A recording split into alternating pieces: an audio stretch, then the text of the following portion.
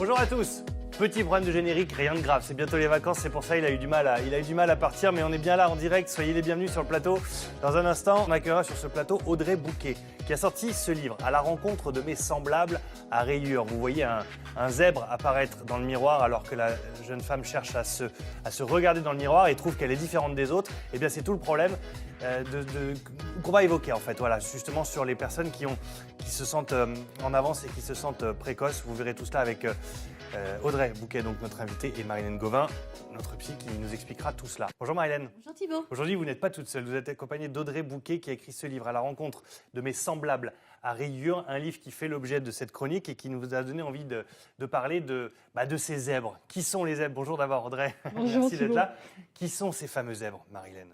Les enfants précoces. Les enfants précoces, les enfants surdoués qui donnent des adultes aussi considérés comme surdoués, et pourtant il y a un gros problème de confiance en soi et de reconnaissance. Et tout le livre est résumé sur cette couverture. Hein. Oui, avec des cas pratiques. C'est-à-dire qu'Audrey, elle a fait tout un tour de France, si j'ai bien compris, où elle est allée voir des adultes qui sont concernés par le sujet, qui n'ont pas été forcément détectés dans leur enfance. Ouais. Parce que la particularité... Alors, aujourd'hui, malgré tout, il y a un vrai business quand même sur la précocité intellectuelle. Alors, on rappelle ce que c'est. Qu'est-ce que c'est un enfant précoce intellectuellement? Un enfant précoce, c'est un enfant qui a un quotient intellectuel au-dessus de 130. Où effectivement, il a beaucoup de facultés à apprendre, même à ne pas apprendre, à avoir une curiosité intellectuelle très développée. Mais la particularité, c'est qu'ils ont des personnalités très particulières aussi. C'est vraiment des enfants atypiques. Très différents. Très différents. D'ailleurs, ce n'est pas forcément des enfants qui sont bons à l'école. On a des enfants qui peut-être parfois ne sont pas détectés et qui sont en échec scolaire parce qu'ils ont une façon bien particulière d'apprendre. Alors le fait déjà qu'ils ont beaucoup de facilité, généralement il suffit d'écouter, ils n'ont pas besoin de prendre de notes et ils arrivent à réciter ce que l'instituteur ou l'institutrice a donné. Et la preuve, Audrey est venue sans notes. Je suis venu avec un livre. Donc ce ZEP, ça a changé votre vie du jour où vous vous êtes rendu compte que vous étiez différente et que vous avez réussi à mettre une image sur qui vous étiez finalement. Exactement. En fait, pendant 40 ans, j'étais en quête d'identité sans le savoir. Et donc, j'étais en décalage dans la société, je ne comprenais pas trop ce qui se passait. Et en fait, donc il y a 2 ans, j'ai appris en passant le test que j'étais une personne à haut potentiel. Et en fait, ça a un peu changé ma vie puisque j'ai pu me réaliser vraiment telle que j'étais.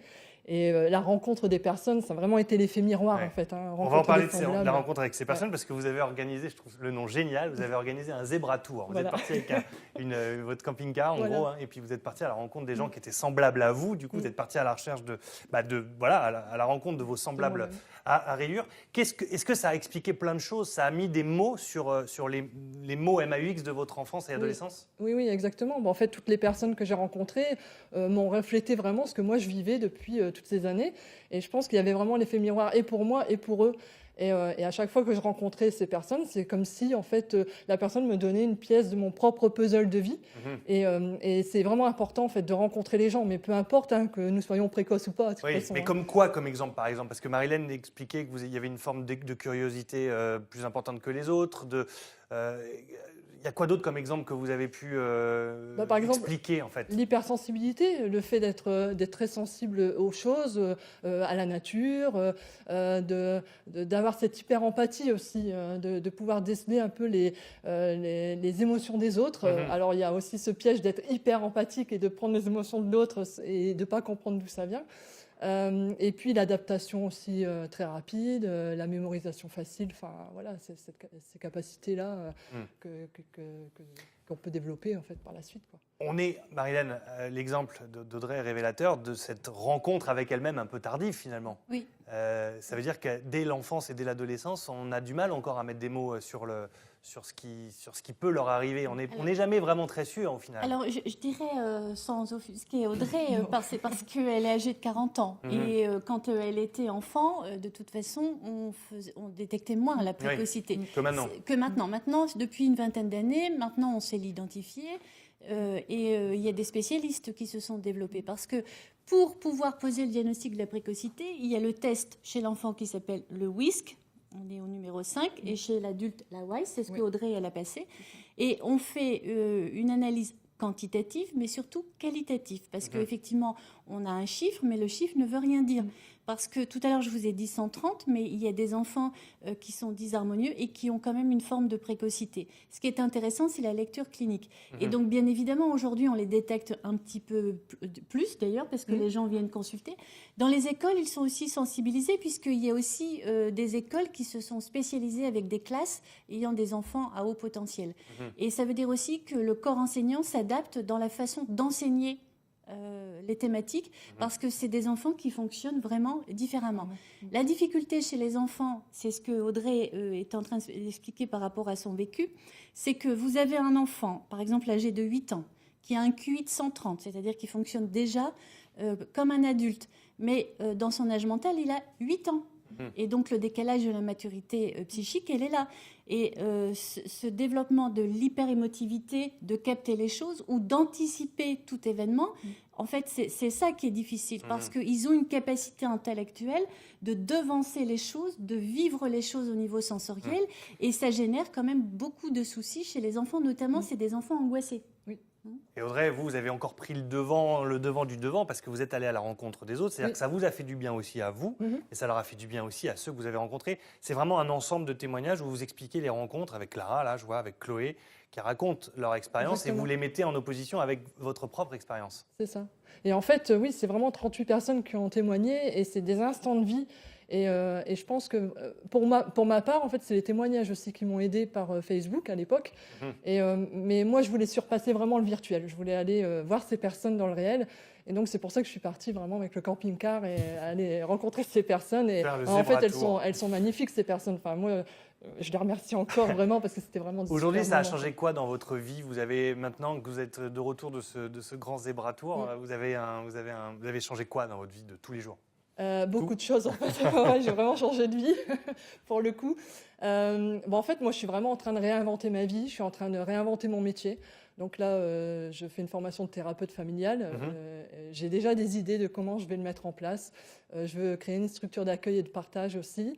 Et puis là, je suis dans un Zebra Tour 2018 qui démarre aujourd'hui. Donc c'est le sud-est de la France que je démarre pour aller revoir toutes ces personnes et rencontrer des nouvelles personnes, faire la promo du livre. Enfin voilà. On croirait il y a la tournée des Rolling Stones et la tournée maintenant d'Audrey avec le Zebra Tour. On a un Picard connu, un Zebra, DJ Zebra, qui lui aussi avait organisé son Zebra Tour, mais pour faire des concerts. Merci beaucoup Audrey d'être venue sur ce plateau. Merci. À la rencontre de mes semblables à rayures, un livre intéressant, passionnant, de rencontres, de discussions et d'échanges sur les personnes avec cette forte sensibilité due au fait que vous soyez considérés comme surdoués. Voilà, merci beaucoup. Merci Marie-Hélène. Quelques questions, quelques réactions. Anne-Sophie peut-être? Oui, alors moi je voulais aussi réagir parce que depuis tout à l'heure vous parlez de zèbre et Zebra Tour et il est vrai que c'est un petit peu le surnom qu'on donne à toutes les personnes précoces, si j'ai bien compris, vous m'arrêtez Marie-Hélène et Audrey, parce qu'on dit que les zèbres ne ressemblent pas à des chevaux, ressemblent à des chevaux mais ils ne sont pas domesticables. Je pense que c'est bien ça. C'est tout à fait la définition. Voilà, c'est la définition d'enfant précoce. Voilà, c'est tout à fait. Et donc, j'ai Valérie qui demande à Audrey, parce que je pense, Audrey, que vous êtes lilloise, c'est ça, votre éditeur est basé aussi à Lille. Comment est-ce qu'on peut vérifier à 40 ans, comme vous, qu'on est précoce? Qu'est-ce qui vous a fait, qu'est-ce qui vous a décidé à un moment de dire, je vais faire ce test? Est-ce que c'est une psy, comme Marie-Hélène que vous avez rencontrée, qui vous a dit, tu devrais passer ce test? Ou est-ce que c'est vous-même qui avez trouvé ce test à passer? Donc en fait, c'est par rapport à des personnes qui m'ont dit que j'avais vraiment un fonctionnement différent, qui ressemblait justement à une personne à haut potentiel. Et à partir de là, j'ai passé le test en fait qui s'appelle le WISE, et donc chez une psychologue. Et donc il s'est avéré qu'effectivement j'étais bien dans cette tranche-là, mais ça a expliqué vraiment tout mon fonctionnement et de pouvoir avancer avec ça. Même à 40 ans, c'est super de le savoir, parce que ça met vraiment... des mots comme vous disiez Thibaut, des mots sur mes mots et avec ça on avance quoi. Voilà. Ouais, mais c'est comme le rappelait Marie-Hélène, c'est vrai qu'à votre époque, on dépistait pas de manière aussi précoce chez les enfants, mais ce qui veut dire que l'enfance a dû être parfois assez difficile pour vous. il y a eu des moments, oui, assez épiques, mais jusqu'à tard, en fait, dans ma vie.